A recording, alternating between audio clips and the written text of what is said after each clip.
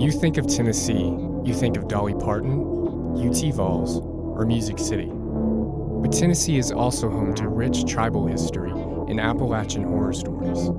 These tales are passed down generations, whether out of fear, gossip, or actual belief.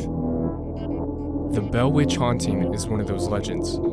But this witch hunt isn't a fable conjured up to keep children in line. While the ghostly rumors can be up for debate, a man's death cannot. Starting in 1817 in Adams, Tennessee, John Bell Sr. and his family came into contact with the spirit of a witch who was able to shapeshift, speak, and hit them. These hauntings would persist until John Bell Sr. died of poisoning. Legend says that even the future President Andrew Jackson had an encounter with the spirit as well. This case blends history with elements of fact and fiction, leaving people wondering what really happened.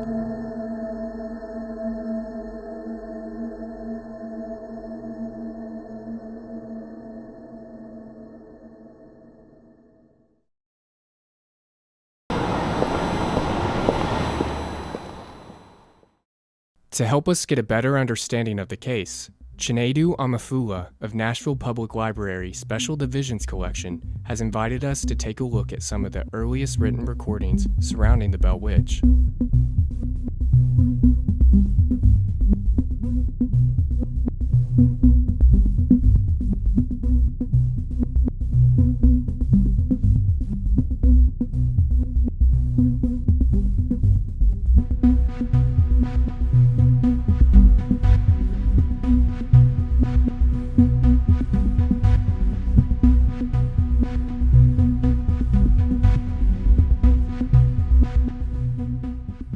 In 1846, Richard Williams Bell wrote about his family's interactions and his father's interactions in a journal entry that he titled Our Family Trouble.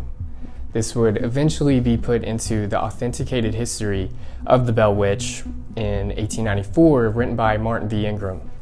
Martin was a newspaper editor in Clarksville, Tennessee, and he had befriended the Bells through one of the sons. This was the first publicated documentation of the Bell Witch story.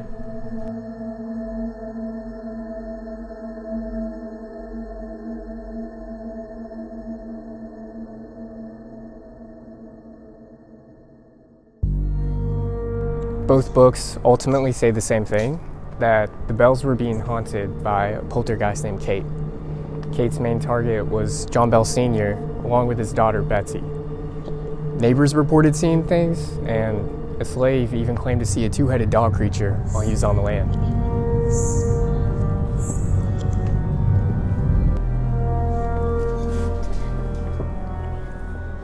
After Kate successfully poisoned and killed John Bell Sr., her attention went to Betsy. She wanted to sabotage her engagement to the neighbor Joshua Gardner.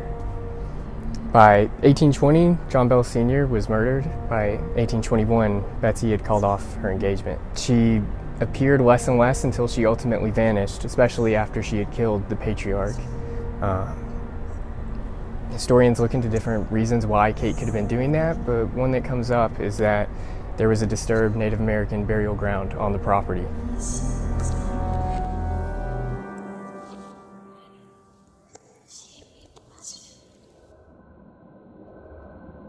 While some of the elements of the Bell Witch story might sound unrealistic, many parts of it are still grounded in reality. My friends and I are heading to Austin Peay University to speak with Dr. Megan Mann about how science could explain the strange goings-on in this centuries-old case. This isn't your first time speaking about the Bell Witch story. Can you kind of tell me how you got drawn into this case? So I took a job at Austin Peay State University as a chemistry professor. That's what happened.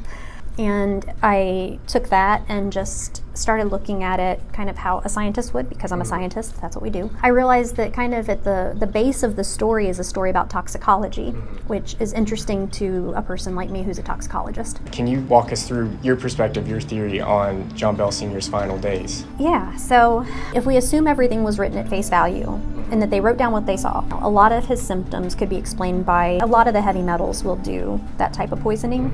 But there are very few of them that will give you a blue flame and a fire, and there's very few of them that will kill you that fast. Whether we're debating if a spirit did it or a human did it, John Bell died. Yes. Very likely he was poisoned. Yes. Do you have your own speculations on who would have done that to him? Yeah, I think there's like a list of possible suspects. Yeah, my guy always says look at the love interest. That's where I go to. Yeah. John Bell was looked at as being a very good man by his family and friends, but not everybody were his family and friends and had a very different view of him. I think it just kind of depends on who you talk to, and I think the folklore ended up including Kate. With Kate Batts, do you know much about her life and how she would have ended up in this situation to where she would be labeled a witch? I have no idea, but we're talking the 1800s. Mm-hmm. It didn't take a whole lot to be labeled, called out as a witch, mm-hmm. right? Yeah. She was just a woman who had too many herbs in her kitchen. Yeah. Suddenly she's a witch and she's responsible for all these crazy things. So sometimes I think of this as two different cases. I think of this as the haunting, the supposed haunting, right? Where they were hearing this voice and other weird things were happening that are completely unexplainable. And then I think of it as the poisoning that happened to John Bell that killed him, right before Christmas there in 1820. And maybe they're not the same thing, right? Maybe they had this weird stuff going on and someone took advantage of that weird stuff to kill someone they didn't like. Yeah. I don't think that's out of the realm of possibility. Looking through a probable lens about John Bell's final days was very informing, but it does not sit right with me that an innocent woman could have been wrongfully labeled. To gain a better perspective on witchcraft, Malia McCammon, the owner of Inner Perfect's Curiosity Shop in Knoxville, Tennessee, has agreed to speak with me about her experiences with magic and the misconceptions of being a witch.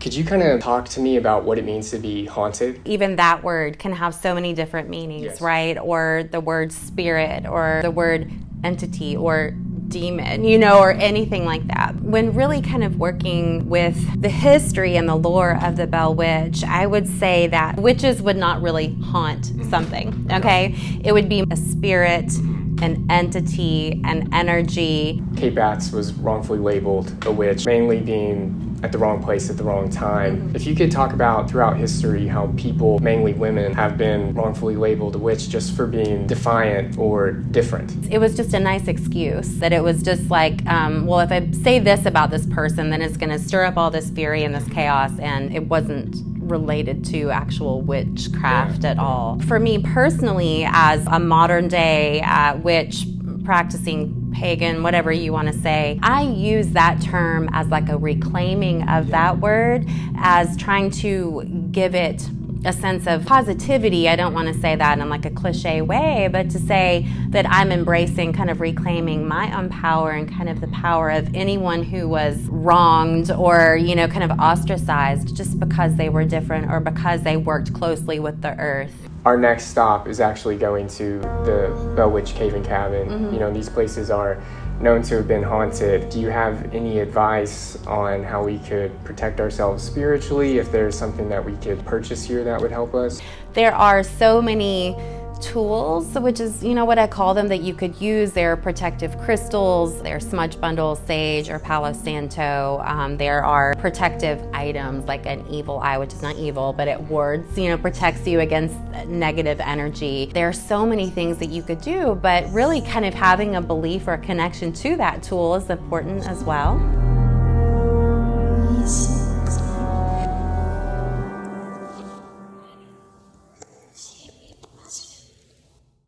As we traveled to our final destination in Adams, Tennessee, we drove across the same roads that Andrew Jackson allegedly did when he was said to encounter the violent spirit. Andrew Jackson was a general when he heard of the stories of the Bell Witch. On his way to see it, his wagon was stuck. Andrew said that it was because of the witch, and the story goes that the spirit responded she would allow his wagon to keep moving, and that she'd see him again. And she did that night when Andrew and his men set up camp. A witch hunter was bragging about the witches he had killed, and the spirit showed up and tormented him until he claimed to feel needles on his skin. Andrew Jackson returned to Nashville not long after that. The cave actually comes into play much later, after the original haunting. Betsy and her friends went exploring, and one of her friends got stuck into a hole. There was a voice that said that they would help him out, and then that boy said that he felt someone grab him and pull him. The same voice that said she would rescue them then lectured the group of kids about being daredevils. The cave was actually added to the National Historical Registry in 2008, and many people believe the witch still takes refuge in there.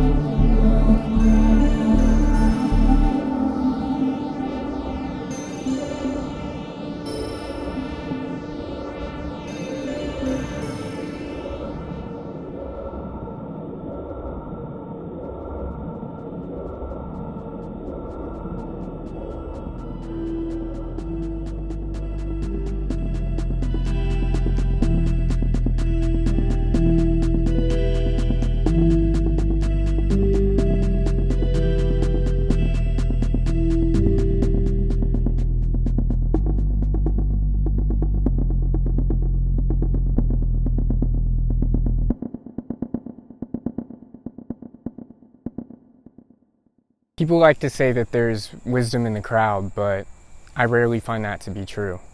I feel like there's misinformation in the crowd repeated over and over again loudly. It scares people into submission, and it makes other people feel powerful to join in and project all the hate they have about themselves and the world onto one person or one group, punishing them for things that they've probably done worse. And when you do that, you get stories like Kate Batts. You see this throughout history. You see it in the crucifixions, in the beheadings in the medieval time. You see it in the Salem witch trials. And today, there may not be pitchforks, but you have the headlines and the comment sections of the internet and the media. People always love to hate on someone, to have someone to ogle, to villainize, to pray for their downfall. And in this situation, it was Kate. I think it's pretty scary that if enough people deem something to be the truth, doesn't matter if it is or isn't, it's going to be looked at as reality. I don't think it'll be long until there's a new mob looking for a new witch.